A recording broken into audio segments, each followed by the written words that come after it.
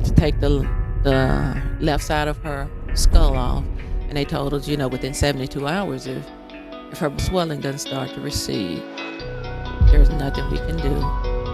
And so, of course, her brain swelling did not recede. And about October the 8th or 9th, they told us she was brain dead. No parent expects to hear the words, "Your child is brain dead." But today's guest lived that nightmare. What followed wasn't survival. It was a fight for truth, dignity, and justice.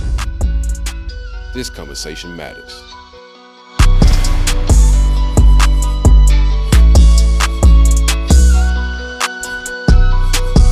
Welcome back to the Purpose Pursuit Podcast, where we have real conversations that matter.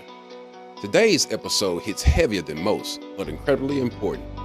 This is a story about survival, advocacy, resilience, and what happens when a family believes that the system that meant to protect them failed them. If this conversation moves you, we ask that you share it, because awareness matters.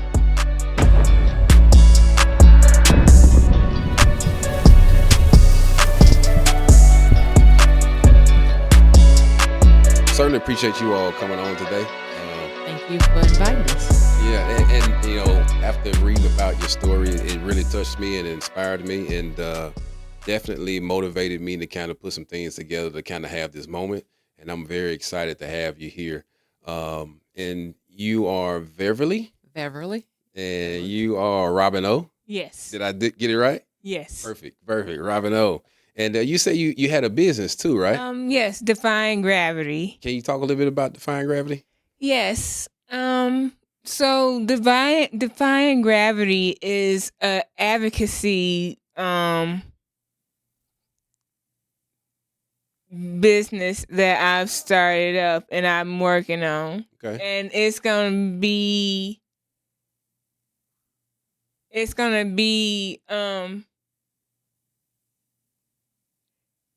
a conglomerate of stuff, because there is so a traumatic brain injury, I have realized, is the loneliest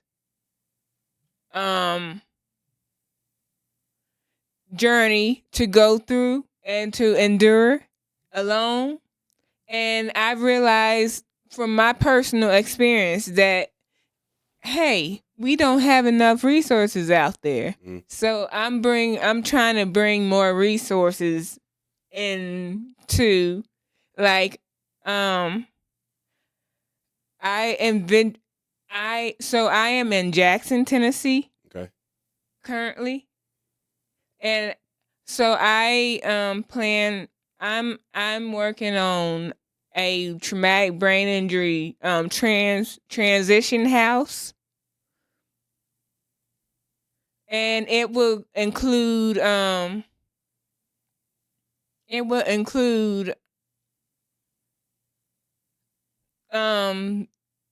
like all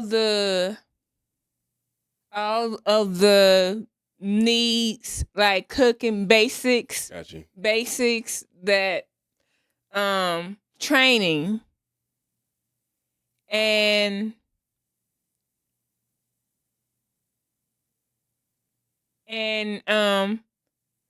because traumatic brain injuries are lumped in with other disabilities, and traumatic brain injuries is like a world different. Yeah.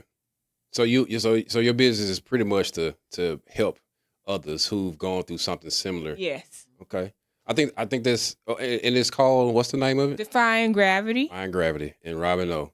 Yes. All right. So I want to kind of jump right into the question. I definitely appreciate you talking about the business a little bit. Okay. And I wish you great success with that business. Thank you. And it's in Jackson, right? Yes, it's gonna be in Jackson. Got it. All right. So, question for you, Ms. Beverly. Before we talk about the event that changed everything, I want people to understand your family as people. Okay. What was it like before 2007? Before 2007, before October 2007. So my kids and I had moved. We moved to Idaho, and actually in September of 2007, we had just moved into a big house. I think it was over 3,000 square feet. So everybody was happy to get in their own spaces again. The kids were at a point where they didn't just need me like they used to, right? Hmm. The boys were into their activities. Robin was into hers, and she had just turned 13, so she was at that point where she was, beginning to her feel, her going to establish her independence from me, and it was a good time because we were leveling off from the divorce, and everybody was they were in basketball, track, and I was enjoying going and seeing them, in their activities. Kept me busy, but it was a good busy. Like it's what every parent wants to, be there to enjoy that point when you see your kids starting to sprout out and do their own individual things and realize their self awareness and what gifts they have. And so that's where we were. We were, I was enjoying basketball, track, taking them to piano practice. Yeah. So basically, the typical day to day life Yeah. before Yeah. Yeah. October 2007. hmm All right. Who was Robin at 13? What was her personality, her energy, and her dreams? I always called her Miss Congeniality Mm. because she's overly friendly, and she's just one of those. She was always that inclusive person. Like, she never met a stranger. She was an honor student. Like, she loved sports, but she was an honor student. She loved math. She was an artist. Like, I'm a visual artist. Now, I think I picked it up after she stopped because she was a visual artist. She praised dance. Robin did just about whatever she decided she wanted to do, she could do it. And I just enjoyed following along, seeing her do it, And that was with all my kids. But she she was mischievous too, but she always talked too much. That usually got her in trouble. But she was a good kid. I mean, she was like I said, most kids, they mischievous, but she was good. And she ran track. She was actually one of the fastest runners on her team. And I remember when she first started running track, she came into the kitchen one morning. I was cooking breakfast, I think, and she said, "Mom, I can't eat any more junk food. I can't drink any more sodas." And she just went cold turkey off all of that. Started drinking water and started watching what she ate because she was a runner, and she let me know that. And she used to always say she wanted to one day try out for the Olympics, and she just a lot of She was dreams. serious. She was Mhm. serious She about was it. serious. Like, when she started something, she was serious about it. She's like, "I'm not eating it," and she stopped eating it all. Right. Yeah. So So, Robin, when you think back to who you were before all this happened, what do you remember most about yourself? So what I remember the most about myself, Robin was a happy. Robin was a. Robin was a.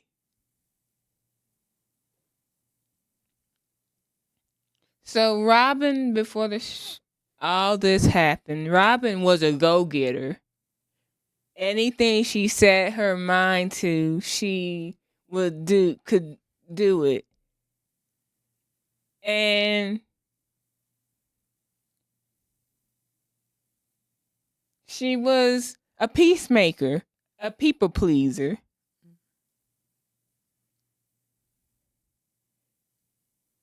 And yeah. Okay. So, Beverly, walk us through the day as much as you feel comfortable with talking about when you realized something was seriously wrong. um, the day of her stroke, right? So Said stroke. yeah, Okay. she had a stroke. She had a massive stroke. So, and I'll just give you a little intro before that. Okay. So she had been having numbing sensations in her left side on her leg and arms, and we had gone to a neurologist like that Monday or Tuesday of that week, and he had given her a medication. So that Friday, school was out. The boys spent the night somewhere else. Robin stayed home. And so I went to work, came home, and ate lunch with Robin. And while we were eating lunch, she said she felt the numbing sensation coming on. So the doctor told her to take the medication when she felt the onset of the numbing. So she took the medication, and I had to go back to work. And so I left, and then I got a little ways out of the neighborhood, turned around because I didn't feel comfortable. I called my manager and told her I wouldn't come back in. So I went back to the house, and I said, well, Robin, I wanted to go look for some mattresses or something. So I said, come, let's go. And we was going to go pick up a friend of mine. So we got to my friend's business, and Robin was going to run in and get her. And I noticed when she got out the car, her gait was off. She was like, I don't know, it was just kind of weird. Like she was, I don't know. And I thought she was going to fall. So I got out the car and I ran to her. And I was like, are you all right? And she's like, no, I think she was dizzy. I don't know at that point whether you had a headache or. So what I told my friend, I said, well, I'm going back to the house. So she went back with us. So took Robin back. She laid down, and she laid there so long. When I woke her up, it was night, and she's like, Mom, help me to my bed because I'm still feeling, I don't feel good. I'm weak. So I helped her to her bed. Then about midnight, I went in and checked on her, and she said she couldn't move her left side. And I was like, okay. We got to go to the ER. So I had my son put her in the car. So I told him, I said, no, you go back, because my youngest son was in the house asleep.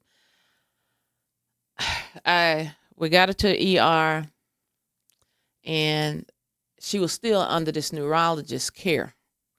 And so instead of them doing any testing, when she came in with her left side numb, they didn't realize she had stroked until the next day. And you know how important it is to treat stroke within the first few minutes of it. So by the time they realized Robin had stroke, they were telling me that she was near death. And they were like, okay, well, we can't care for her here. We've got to airlift her out to Salt Lake City Primary Children's Hospital. So at that point, I'm in shock. I'm all this, because I'm thinking I'm gonna go to the ER. They're gonna give her something. We're going back home. And at that point, they were like, well, the flight should take off about, I don't know what time they told me. But at any rate, the weather was bad, and they couldn't get her out. So because the helicopter couldn't fly in the bad weather, so she was in such bad shape, Primary Children's Hospital sent a plane in for her. And I had to go back to the house. And I couldn't tell my sons that what they had told me. I couldn't tell them your sister's near death. And I got to leave and go to Salt Lake. So I told my oldest son, I said, you and your brother need to pray for your sister, because they're airlifting her to Salt Lake. And I wish I had told them, because somebody told them before I was able to tell them. And my youngest son was so upset. And at that point, I was in Salt Lake City. And there was nothing I could do to comfort him, right? And the person that told him, I guess they thought they were helping. But you don't tell a child, and without their parents' consent, that their sibling is near death, right? And so that has always been just a hurtful point for me, because I just wish I had to sit them down before I left so that they wouldn't have been traumatized like that. But anyway, so we get to the hospital, and at that point they're telling us again, Robin is near death. She could die. She could have another stroke. She could have a massive stroke. They say she had this condition called moya, which causes the occlusion of the carotid arteries. The medication that this doctor prescribes, which he shouldn't have prescribed for anybody with a neurological condition like she had, it caused the constriction of the carotid arteries. So with them already occluding, and then he gives her a medication that causes the constriction, they just shut down and caused a massive stroke. And so they had to take the left side of her skull off, and they told us, within 72 hours, if if her brain doesn't start to, the swelling doesn't start to recede, there's nothing we can do. And so, of course, her brain swelling did not recede. And about October the 8th or 9th, they told us that she was brain dead. And so, yeah, that's how that day went and went into the next day. And As a mother, what was going through your mind in those moments? I think I was so in shock. I was just I was just going through the motions at that point. Like, I was just moving. I was going through the motion. I knew what I had to do. I had to, even with my boys, I had to go home. I had to get my clothes. I didn't want to upset them. I couldn't tell them. Had to get back to the hospital. And I was thinking, well, this can't be happening, right?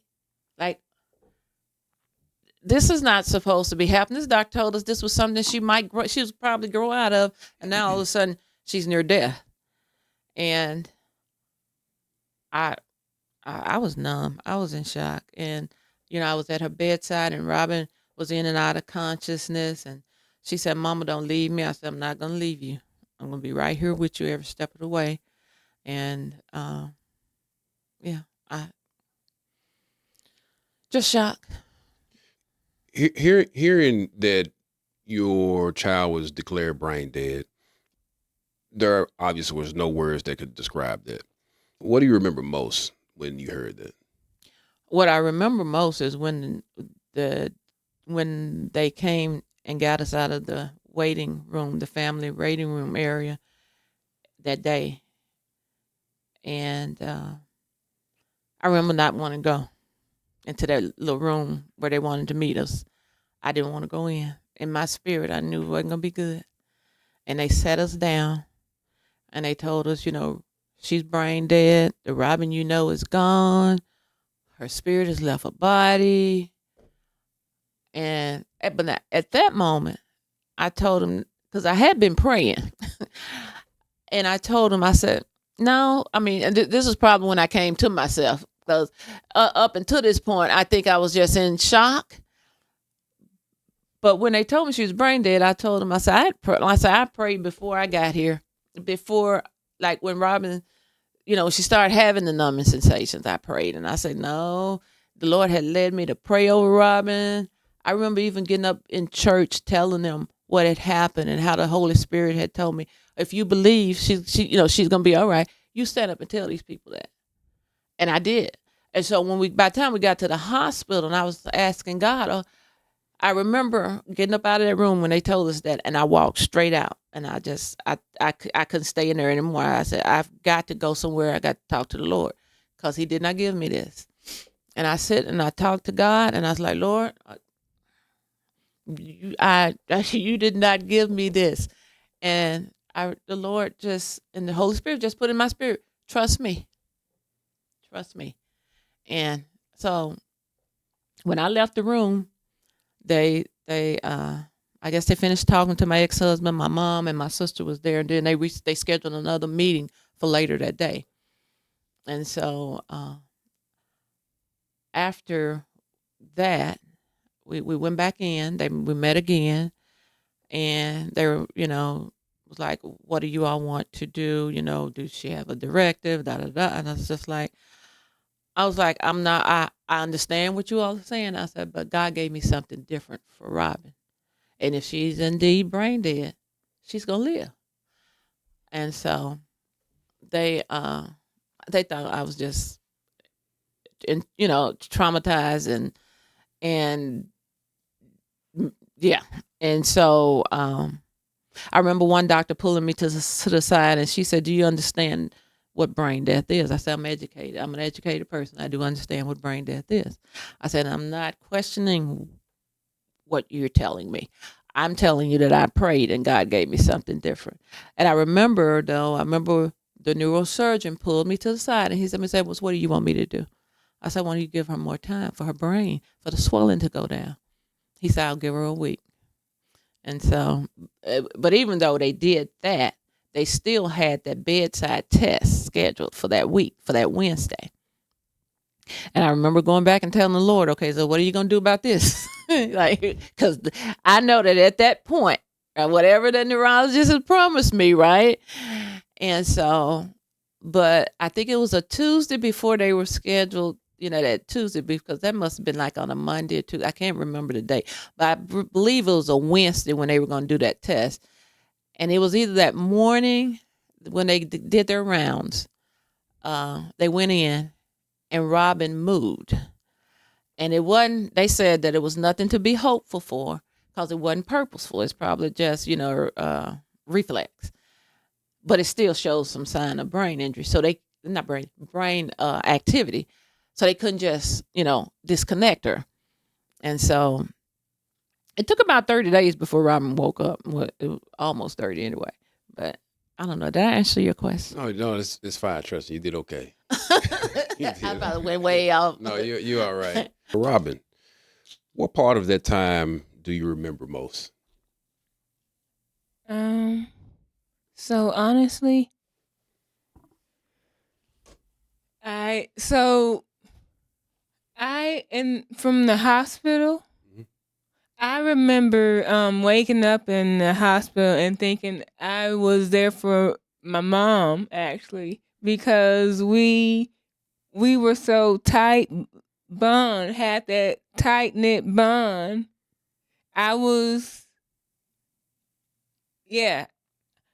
Because I was like, she's there for me. I was there for her.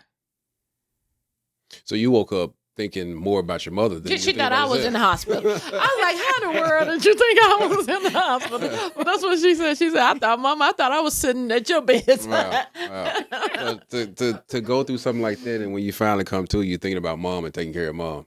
That's a special relationship. Mm-hmm. Yeah, that's a special relationship. So like when did questions just start to surface for you? Okay, so, and I shouldn't have trusted that doctor but I didn't. So as far as what had happened, like the doctor was responsible for it. A question I can only imagine you probably had like a million questions, like Well, when it started up to that point, like what's going on. Yeah, because he told me that she's gonna grow out of this. Because now I had asked him for an MRI. I said, "Are you sure?" I've seen this before. But see, and that's the thing in African Americans that we don't realize that happens a whole lot is that a lot of times doctors will not send us on for further diagnostic testing. And they'll diagnose us, put us in a box, give us medication because they saw this other black person. Like they do that, and that's what he did to her. And I don't. But her condition was so rare, even with the numbing sensations that he said she was having, and what he said, because he had told me that these are numbing sensations. It's a form of migraine, but without a headache. So you have someone going through numbing sensations, which is not normal. Were any tests done around that time, or MRI, or? And this was the only time we'd seen him. He should have sent her for diagnostic testing because her primary care physician referred her over for the numbing sensations. And so, but after he did this, he realized what he did. You know what he did? What's that?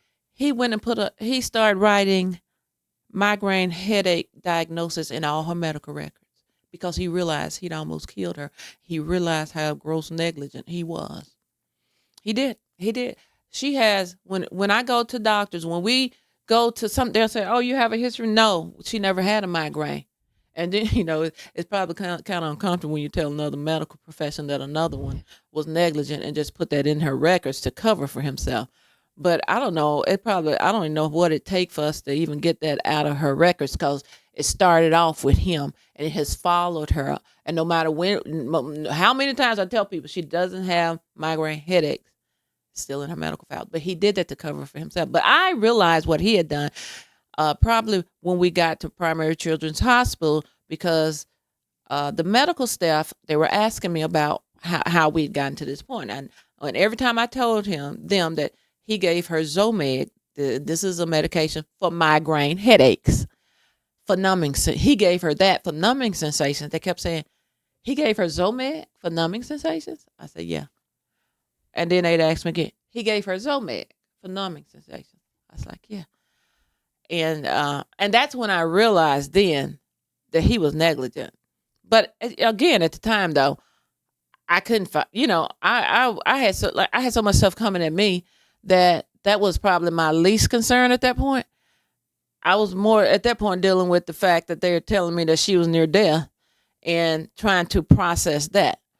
And so we didn't even, well, while I was in the hospital, her father did tell me, you need to reach out to for medical malpractice. But I'm going to be honest, we were in Idaho, predominantly white, Mormon. We had no representation. As a black mother, I had no representation there. Representation matters. I don't care what people say. You see all these changes. When you don't have somebody at the table representing you, your concerns, your issues will not be represented. Not the way somebody that knows what your issues are and what your needs are. And so they can say what they want, but they won't be represented. And it's just wrong when you take away people's voices. I've lived it. Right. I know it. Yeah. So the medical professional, you probably wouldn't call him professional. Was there any consequence for the things or actions that he took, or? We filed a medical malpractice case with a white lawyer in Idaho Falls, and 6 months before the trial date, first, when we first retained them, they put a young attorney on our case. I don't believe they thought he would get as far as he got with that case. All of a sudden he leaves, and then one of the senior attorneys take over. And the whole time, all my interactions with him, he was rude. But again, like a lot of stuff that happened, because I had so much stuff going on all at once. Like at that point, I was rehabbing Robin, trying to keep my boys' lives, going. So the stuff that he was doing towards me, I saw it and I didn't see it, right? And so 6 months before the trial day, he says that he calls a meeting and said that the case is no longer viable. He says that because the expert witness that they'd retained had recanted his statement. Well, this expert had given an 8-page statement that said this doctor was gross negligent and took away any chances of Robin living a normal life. He didn't know somebody had sent me a copy of the statement. And when he found out I had it, he said, well, he recanted it anyway. And I was like, they had done so much. I knew that something else was going on, but I tell you what I found out. So after he tried to force me to dismiss the case, I refused. I wouldn't dismiss it. But he was going to withdraw from it. One of my co-workers saw an article in the newspaper and brought it to me where this doctor who almost killed her, causing her to have a massive stroke, he was leading an initiative in Idaho Falls with one of the hospitals with a lot of stakeholders on preventative stroke. It was a preventative stroke initiative he was leading. He had a case that was active where he had caused a little black girl to have a massive stroke. Well, Joint Commission was coming to award a gold seal. He could not have this active case. See, I did my research after I found out and realized he could not have this active case and receive this award. So you think that's why they were shutting the case down? That's why they shut the case. And that's what I believe. I reached out to everybody. And this is where representation is important. I had all the evidence because here's the thing. You just felt like you didn't have anybody to fight for you. I didn't have no one to fight. No one. Wouldn't nobody come into Idaho. No lawyers would come into Idaho. I remember one attorney's office I reached out to in Texas somewhere. And they were like, because I told them, I said, well, I filed a police report against the attorney and the doctor because I found out it was illegal. It's a felony offense to submit, to defraud a civil court case. But what I had to do was go through the police department to file a report. They wouldn't take a report from me, but they told me they had. So when I went and this attorney's office said, okay, well, can you get us the report number or something? So I went back to the police department. Like, well, they want a copy of the police report and the what is the number or code? Police report number. The report number. Oh, well, we don't have that yet. So they all blocked me. I wrote the bar association. I told them what the attorney was doing. Instead of them investigating and seeing if this expert attorney really recanted, they took his word for it over mine. Well, I eventually moved to Orange County to take her to a brain injury program. I reached out to the expert witness because he was there. He said they just called him and told him that they didn't need him. He had no idea what was going on in Idaho. He said he never recanted, never repositioned his statement, and he will still make that same statement if I were to refile that case. Right? So they lied. Her attorney lied to the Bar Association. The Bar Association did not investigate. I filed a report against the doctor with the Idaho Board of Medicine. They did nothing to the doctor. He falsified all these medical records. I reached out to I reached out to the probably area official in Idaho. Then I eventually wrote a letter to the U.S. Department of Justice in D.C. They sent me a letter saying that somebody was investigating. I wish I had brought it with me. It was a form letter that they didn't even completely fill out. The name of the person that they said that they referred my issues to in the Department of Health and Human Service that should have contacted me, she hadn't worked for the Department of Health and Human Service as of 5 years of that letter. You see how when I say systemic racism, how systemic it is, like they've got people everywhere. When they want to block you from going forward, there's somebody everywhere. And it is systemic. And they say it doesn't exist. My life, my experience, my testimony said it's alive and well. And they can block you. And if you don't have, it goes back to representation. There's nobody fighting for you. I had nobody. And when I tell you I've been reaching out to people since this stuff has happened, I'm a black mother, right? And black women. I was reading a book by Derek Bell, the father of critical race theory. And he was saying, and I'm trying to think of what book it was. But anyway, he was saying that with black women, we're always fighting other people and supporting other people, but we're never on their agenda. And he is so right. We are never on their agenda. Yes, when they need us and they need us to back them, right, we're there. But when we need them, like I couldn't get anybody to help me. And so that's why I fought. That's why I wrote the book. And actually the Holy Spirit led me to do that because that almost drove me crazy in the process. But I was just about to ask, how did you like make it through? You're taking care of your daughter, you got your kid, your sons, you fighting this battle. Seems like you by yourself. Like I'd imagine you didn't have any relatives there. Not in Idaho. Yeah. I did. It's like, I had friends. I had some friends in Idaho. And I'm not going to, I can't negate the fact that I had friends. I had, my church, like they were all there and they could do, but they didn't have the power of a representative, right? A congressperson or a senator or I didn't know nobody black on that police department. There was nobody black. And when we don't have people at the table, our voices are not heard. They are not. It's just I tell you what, I remember because I became a patient safety advocate, and I was a consumer rep for FDA on a neurological devices panel, and right after COVID-19, they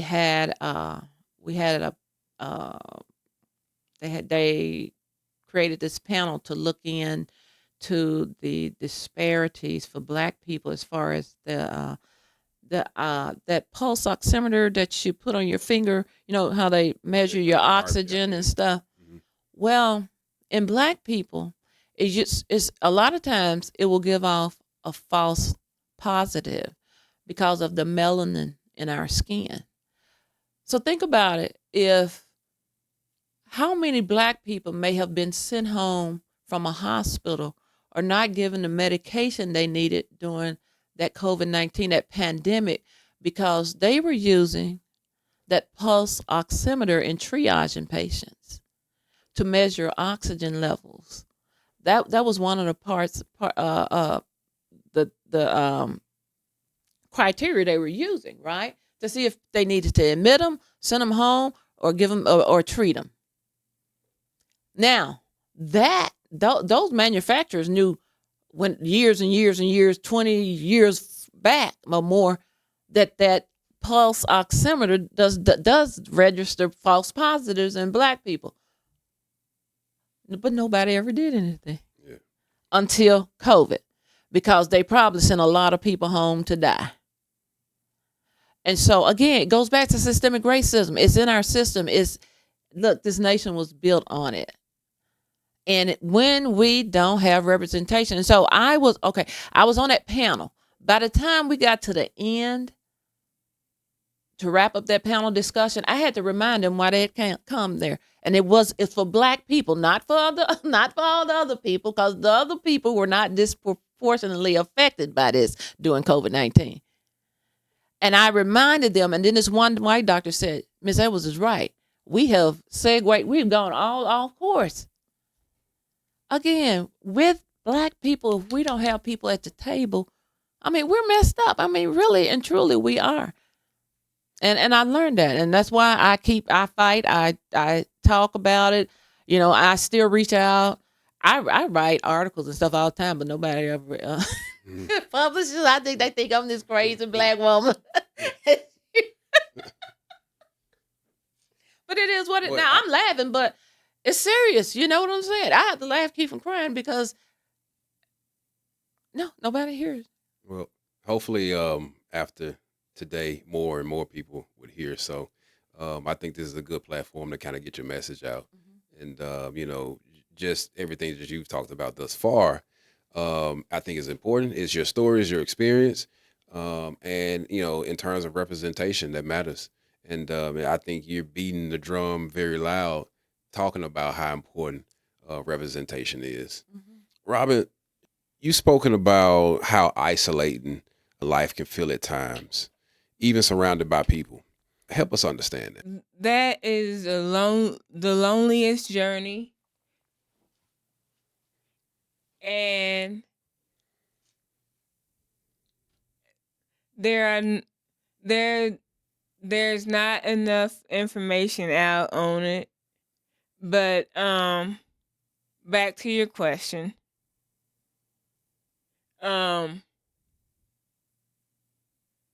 There's just not. It's just not.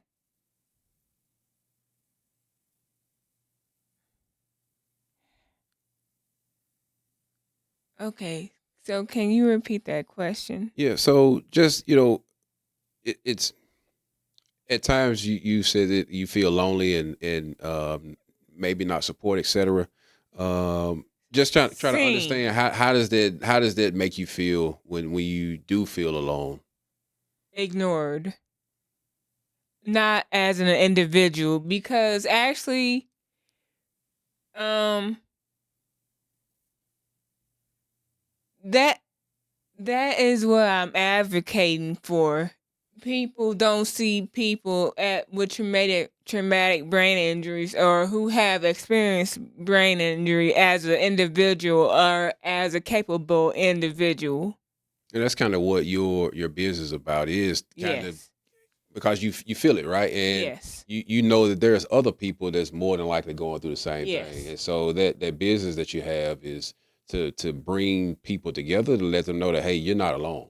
Right. I think that business and obviously what's inspired you to have that, I think is actually really important, because I think everybody needs somebody, or we're social beings anyway. So we like to be around people. We like to talk. We like to smile. We like to laugh. And just because we've gone through something in our lives doesn't mean that we necessarily have to be alone. And so I think what you're doing is absolutely great. And I support that and wish you nothing but the best. And I think others that have gone through things will benefit from your business. Thank you. You're welcome. Can I say something? Yes, ma'am. Speak on the inclusion part because you asked about how even when she's with people, how she feel. Because we talk about that. That's why I just want to remind her. 'Cause now she does have short-term memory loss. Memory. So, Okay. sometimes you have to prompt her. But Okay. Like, for example,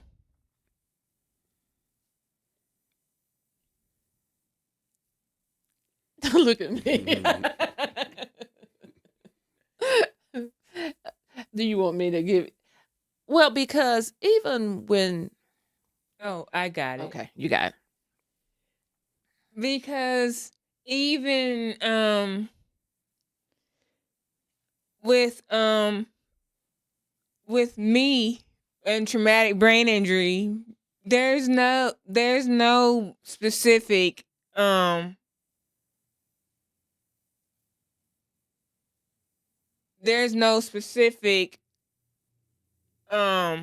program designed specifically for traumatic brain injuries and brain injuries.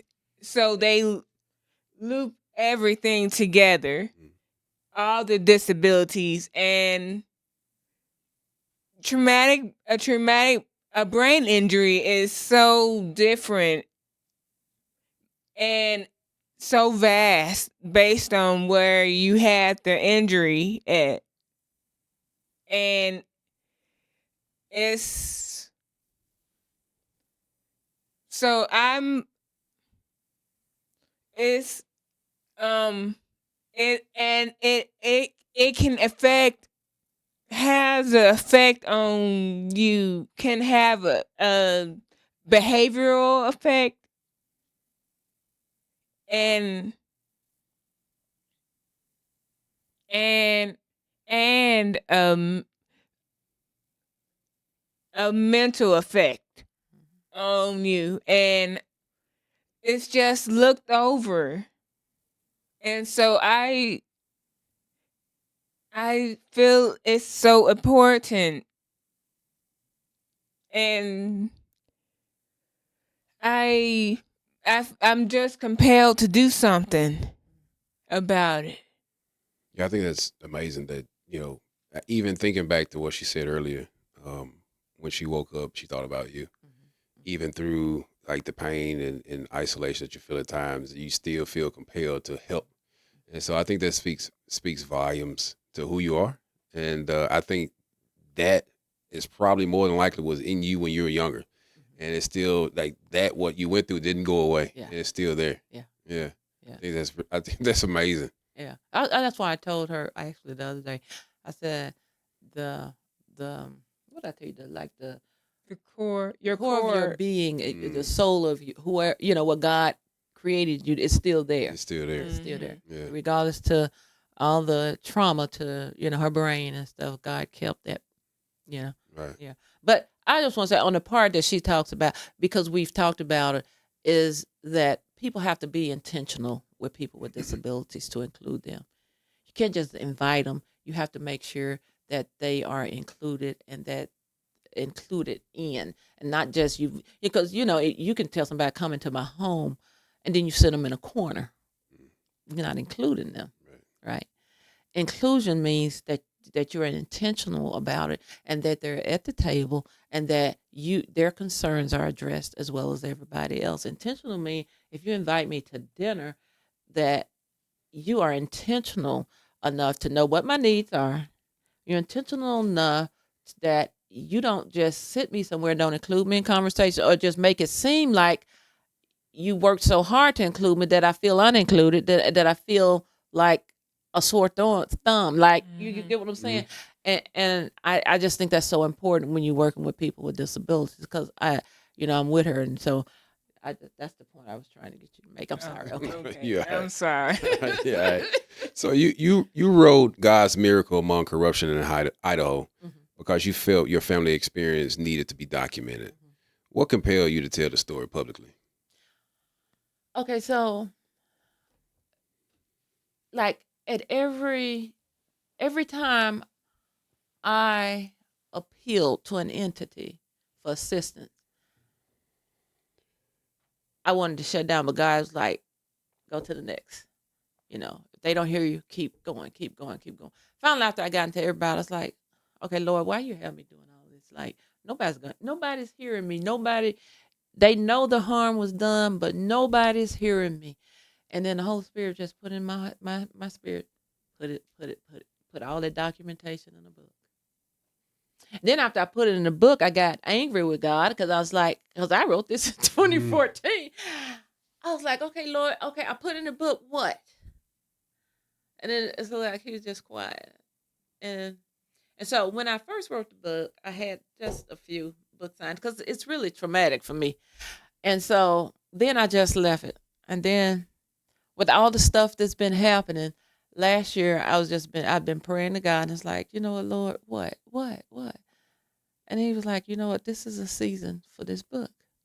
Because representation matters, and you didn't have representation. You can show the dangers of not having representation. Systemic racism is alive and well. The Supreme Court of this nation just said it's not, but I lived it. They still not hearing me, right? But it's a danger there that people don't realize. When your voice is not heard, people need to wake up. People need to go vote. People need to understand it's not just about them. It's about their grandchildren. It's about their nieces and nephews who are coming along. If they take away our voices, I lived it. I know the danger is out there.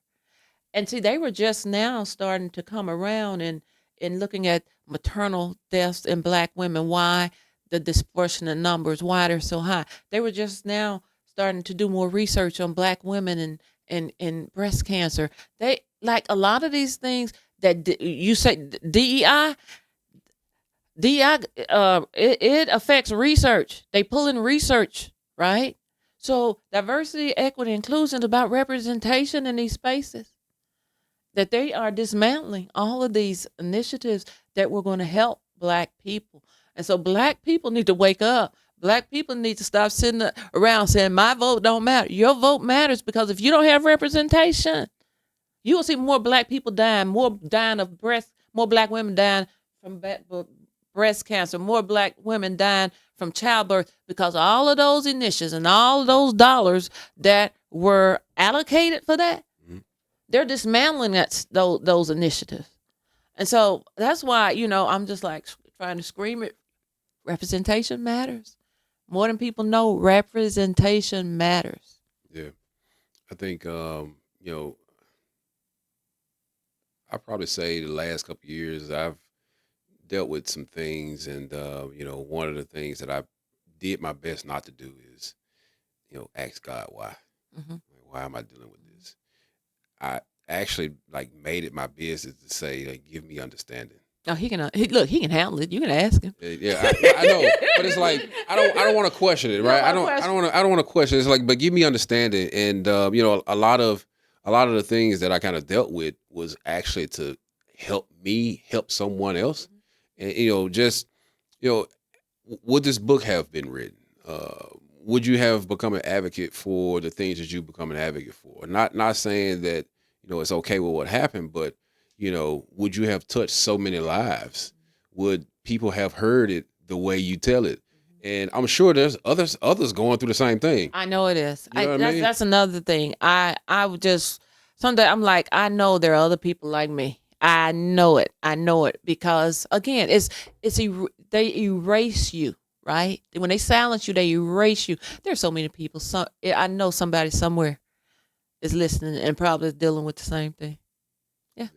So so to ask for understanding, and to and I know you've probably asked why, and to have understanding, but when I first heard the story, I was like, she's literally operating her purpose because of the things that have happened. And I told Brandon, I was like, hey, this is exactly what this show is about.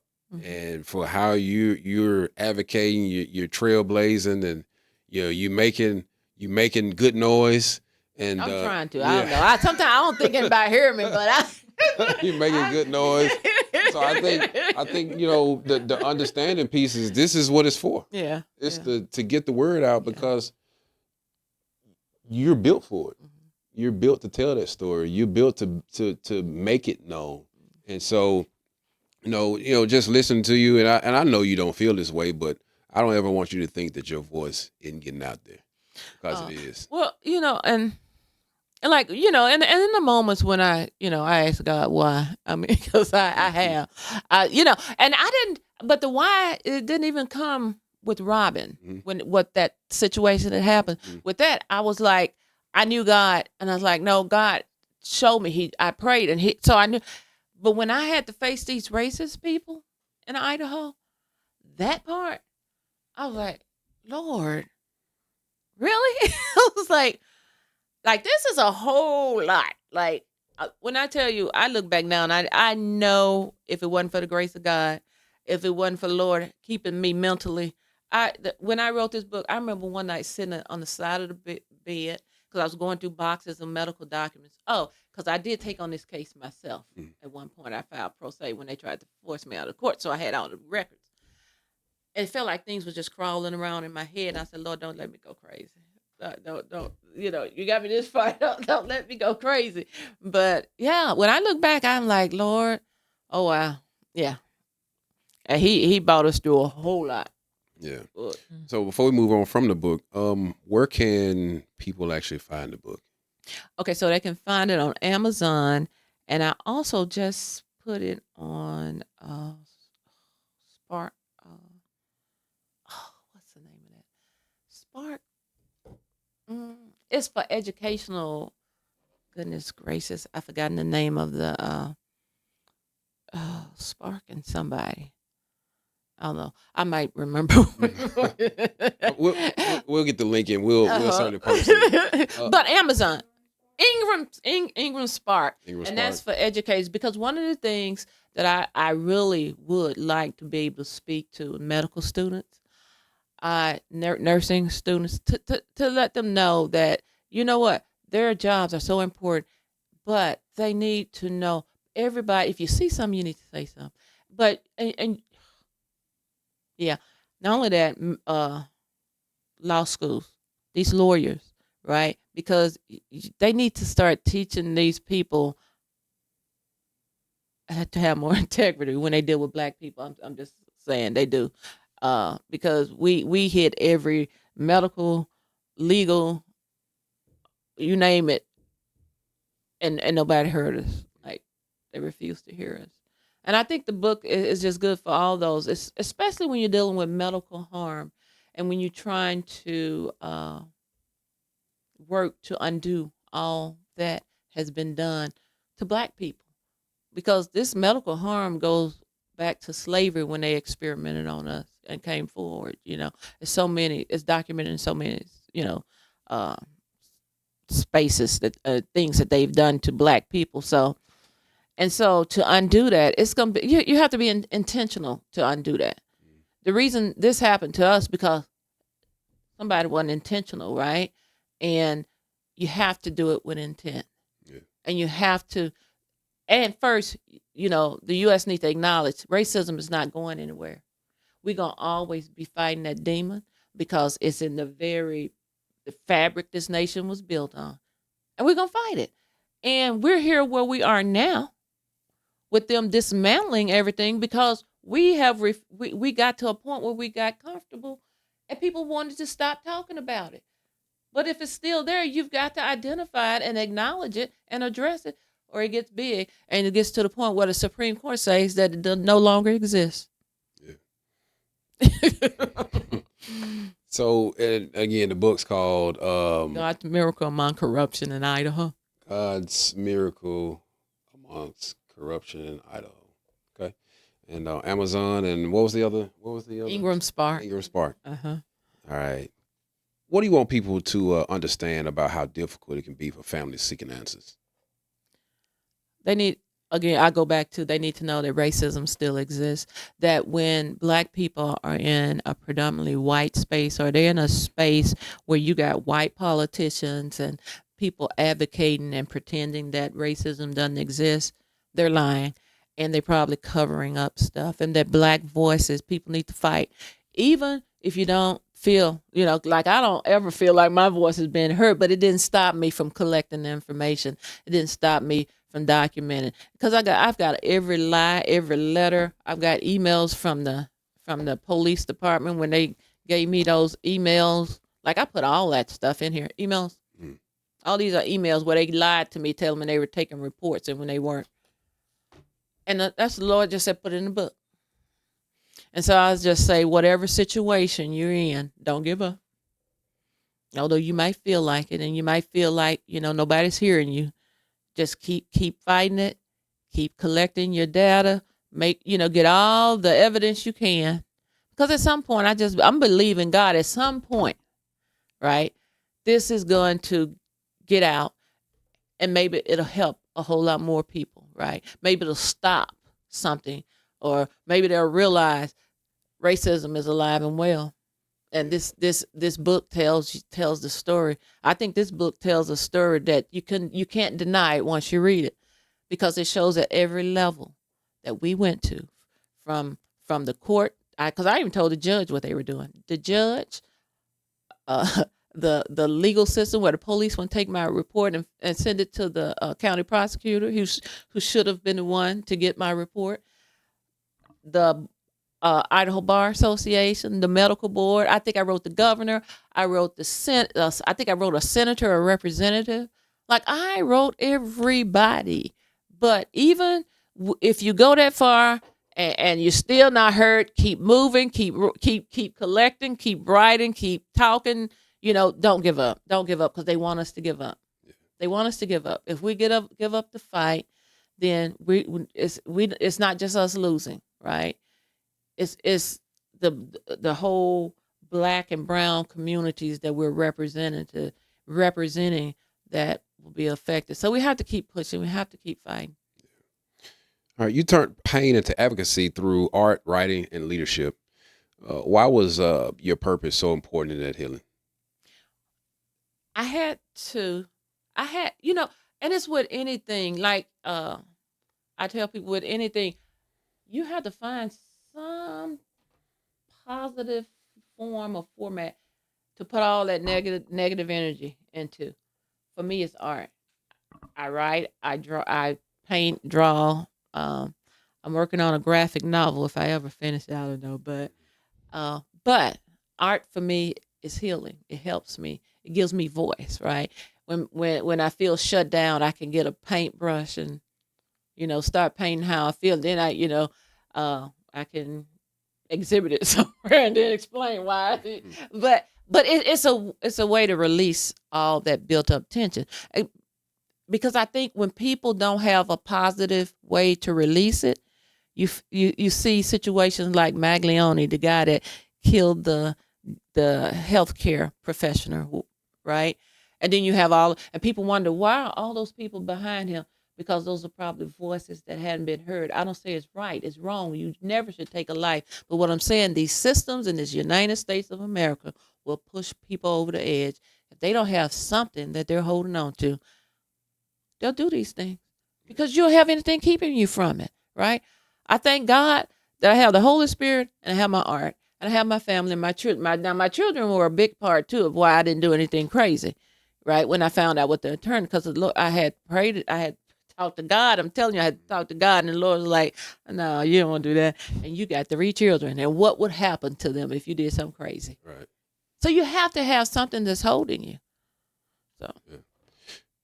Tell us about the Arts Cafe and why giving people voice matters so deeply to you.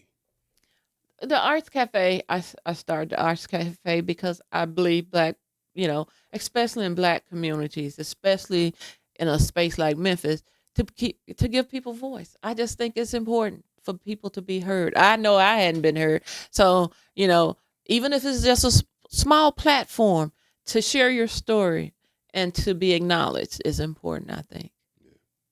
All right. So just a kind of a joint question. How has this journey changed your relationship for each of you? You wanna go Well, I will let you go.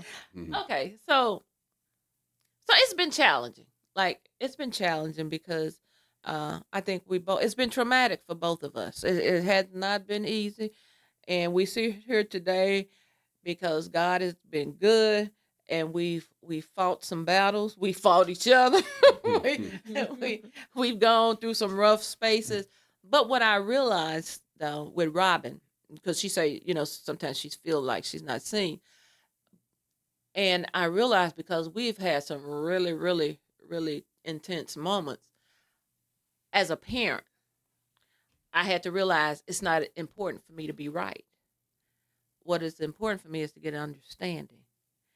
And when I realized that, and I remember my mom always told me that she's passed on now, but she always told us, it's not important to be right in situations. You need to try to get an understanding. And once I step back and stop getting angry with her and she was angry at me and we get nowhere and realize, she's an adult. She's struggling to figure her way now in a world that we were all catapulted into, right? Everybody else's lives move on, but she's still struggling trying to figure out her place. And that for me, when I get angry at her, that I need to step back and realize, okay, um, give grace. God gives me grace, right? Give grace and then try to understand. And understand that now one of the things that have helped us is that she's moved out and she feels independent. And I realized that was a good thing for our relationship. Was it not? Yeah, It really was. It absolutely. helped us. And I am fearful. I'm overprotective because she tells me I know I am. So I try to work on all that. And am I doing better? Sometimes.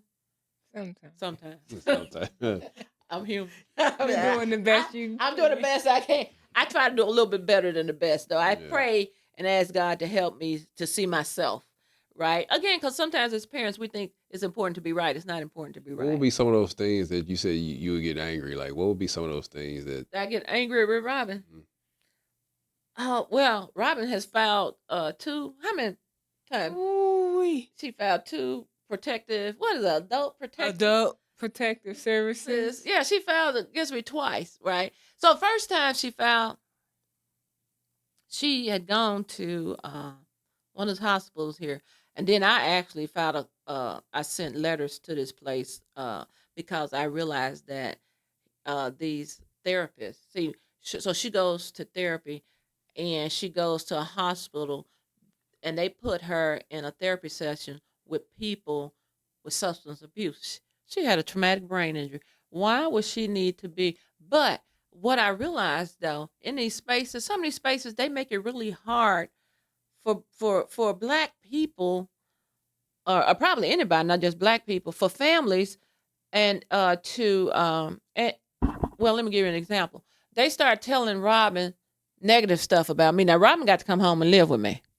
They start telling her just all kinds of stuff that was not going on in our household. And the next thing I know, me and Robin, she went there to try to make it better. But now they try to make, but I think what it is, again, they try to paint every black mother is the same. She don't love her kids. She don't do this and she does that. So then they start putting this stuff in her head. And then I'm fighting stuff that I don't even know.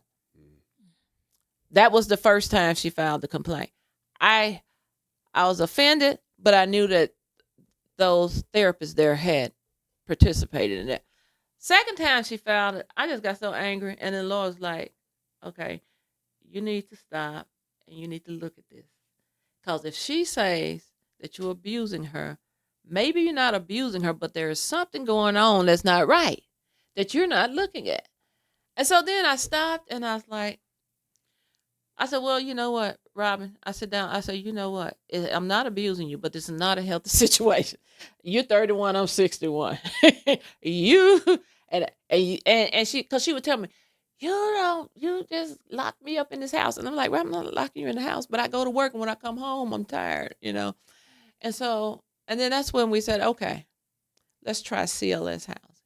And this has been the best thing for our relationship because she's in a space where she, and now I'm not saying it's the best space, but she's in a space where she goes out and she gets stuff, does stuff, that she wouldn't do with me. The independence. Yeah. You were like just really protective. I'm protective and I'm old and tired. And Robin kind of was like, look, now you got the clamps on me too much. That's what it was.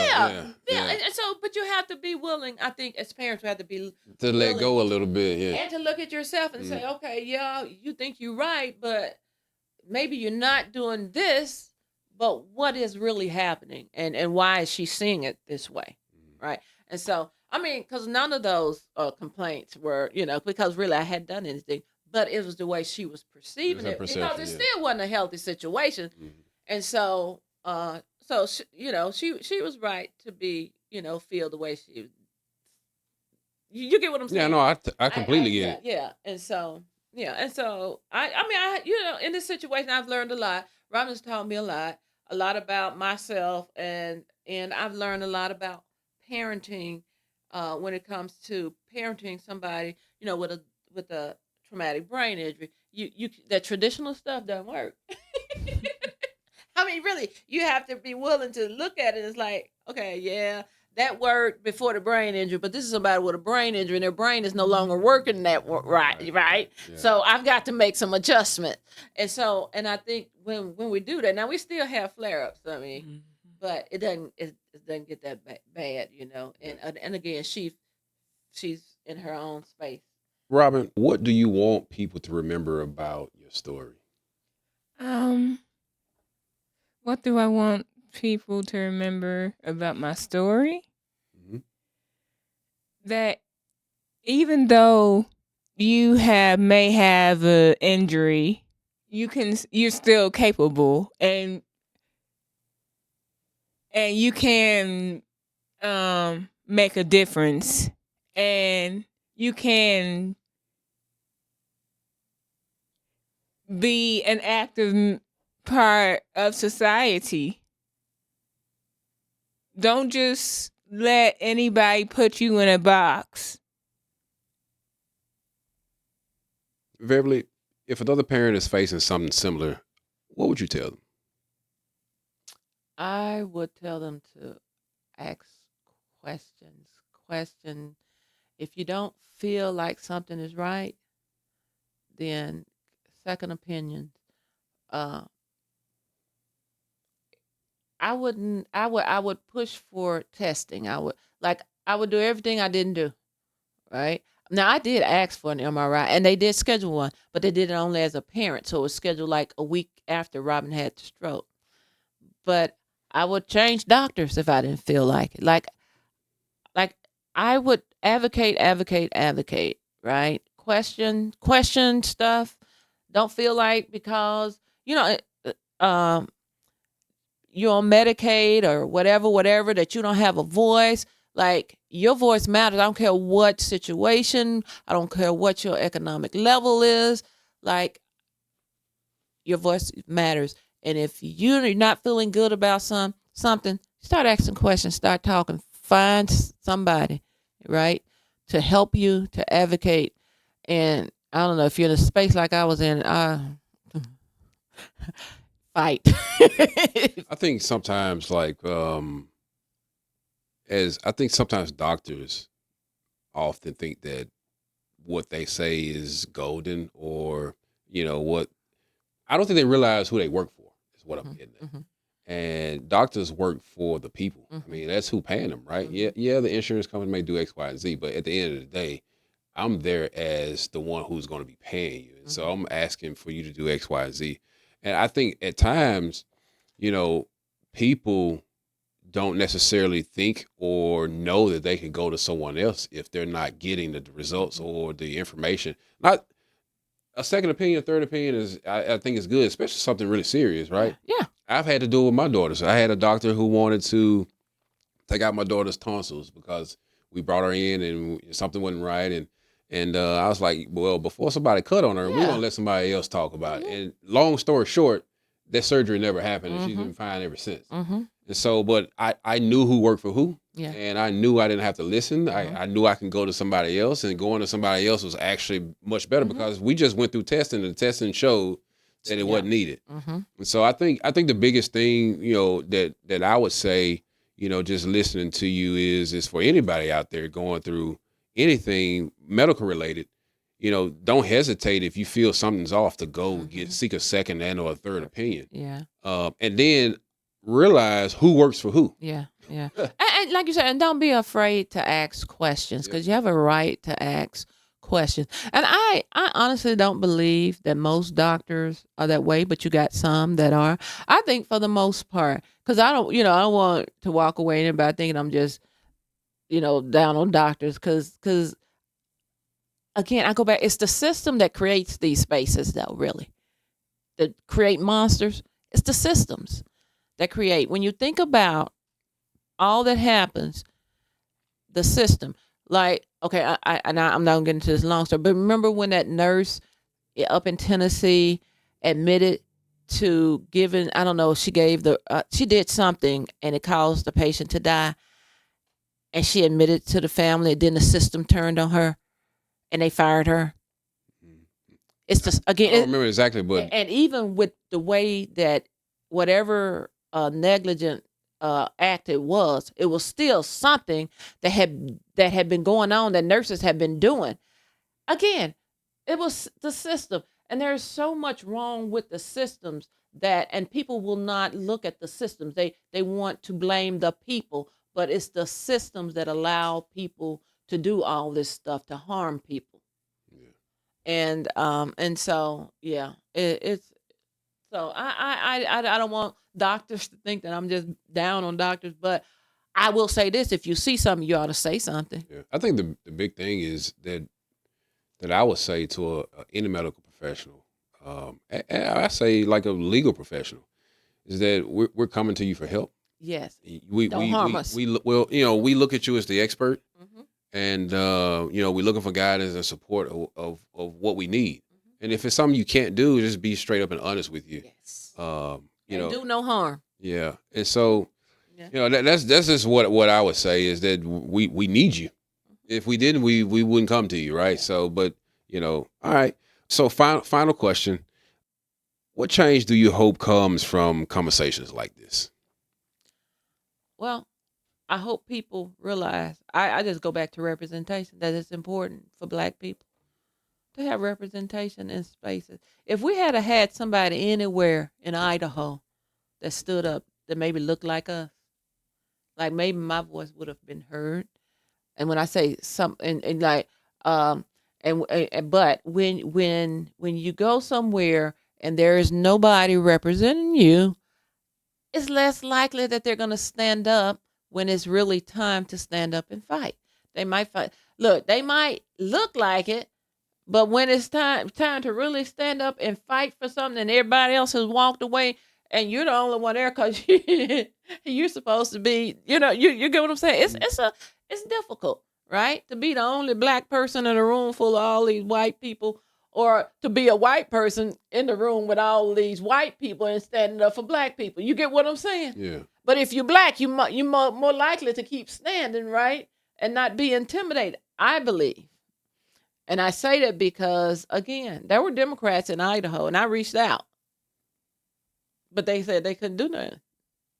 But maybe they could have at least said, well, you know what? I'm a member of the Democratic Party. Let me see if I can get somebody. That could help you. Yeah. But I couldn't get anybody to help me. And again, so when I advocate, I'm not really advocating party.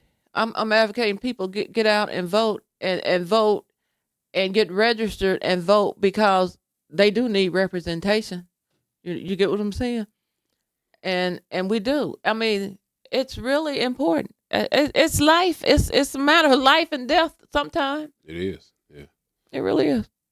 Well, I really appreciate both of you coming on today. And I think your story is a serious story. And I think it's a story that needs to be heard. And I think, after today, I think it's going to resonate. I think it's going to touch. And I think it's going to bring awareness. And I think it's going to accomplish exactly what you set out to do. That's to advocate and make it known. So, but certainly appreciate you all coming on today. Well, I thank you so much. Yes, thank you so much for having us on. You're welcome. You're welcome. Anytime you want to come back and maybe a different topic, more about the book, etc., like, I'm here for it. And feel free to reach out, and I appreciate it. Some episodes entertain, others matter deeply. Today was one of those conversations. Awareness can save lives, spark advocacy, and remind families that they're not alone. If this story moved you, hit that like button, share it with someone who needs it, and subscribe so you don't miss out. This is the Purpose Pursuit Podcast. Go pursue purpose, even through the pain.